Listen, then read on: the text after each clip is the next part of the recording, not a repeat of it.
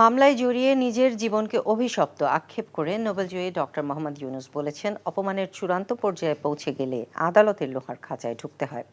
প্রায় 25 কোটি টাকা আত্মসাৎ ও পাচারের অভিযোগে দায়ের করা মামলার দায় থেকে অব্যাহতি চেয়ে আবেদনের শুনানি শেষে এসব কথা বলেন তিনি। অভিযোগ গঠনের আদেশের জন্য 12 জুন দিন ধার্য করেন। মইদুল ইসলামের রিপোর্ট।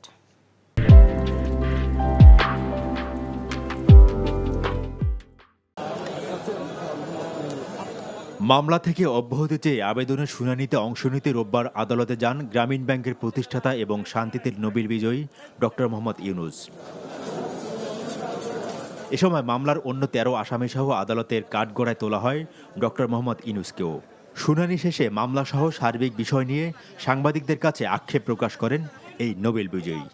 আমিও মনে হয় এরকম কোনো মহাকাব্যের অংশ হয়ে গেছি, কোনো দেবদেবী আমার উপর অসন্তুষ্ট হয়েছে, আমার উপর অভিশাপ করেছে। সেই অভিশাপের কারণে আমরা এখানে আজকে দুর্নীতি দমন কমিশনে হাজির হয়েছি। তো সেখানে আজটা এই অভিশপ্ত জীবনের ভেতরেও একটা শীর্ষবিন্দু আছে। আজকে এরকম একটা শীর্ষবিন্দুতে পৌঁছলাম আমরা। এই প্রথম লোহার খাঁচায় কাঠগড়াতে দাঁড়াতে হলো।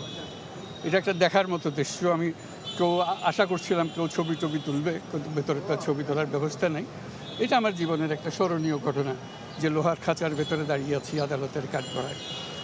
এই অভিশপ্ত জীবনের একটা অংশ, সেটা কথা উল্লেখ করলাম। নাগরিক হিসাবে কেন আমার বিরুদ্ধে মিথ্যা মামলা হবে? কেন কারো বিরুদ্ধে মিথ্যা মামলা হবে? দুর্নীতির মামলা হবে? এই দুদকে দাঁড়িয়ে কেন আমাদেরকে কথা বলতে হবে? আমার একটু সহকর্মী সারা জীবন দিয়েছে তারা মানুষের উপকার করার জন্য, তাদেরকে হেনস্থা কেন করতে হবে? তাদেরকে লোহার খাঁচায় কেন ঢুকতে হবে? এর আগে ঢাকার বিশেষ জজ সৈয়দ আরাফাত হোসেনের আদালত মামলার অব্যাহতি চেয়ে আসামিপক্ষের আবেদনের আদেশের জন্য আগামী 12 জুন দিন ধার্য করেন।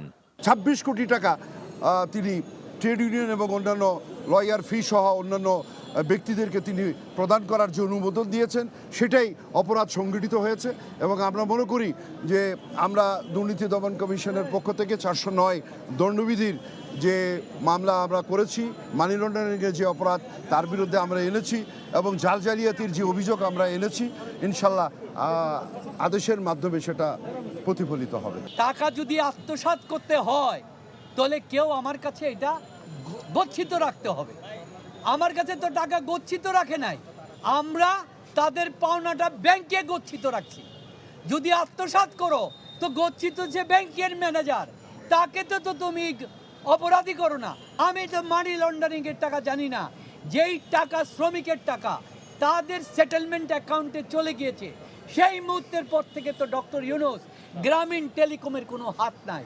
গ্রামীণ টেলিকমের শ্রমিক কর্মচারীদের কল্যাণ তহবিলে 25,22,680 টাকা আত্মসাৎ করে তা দেশের বাইরে পাচারের অভিযোগে করা মামলায় গত 1 ফেব্রুয়ারি ডক্টর মোহাম্মদ ইউনূস সহ আরও 13 আসামির বিরুদ্ধে অভিযোগপত্র দাখিল করে দুদক।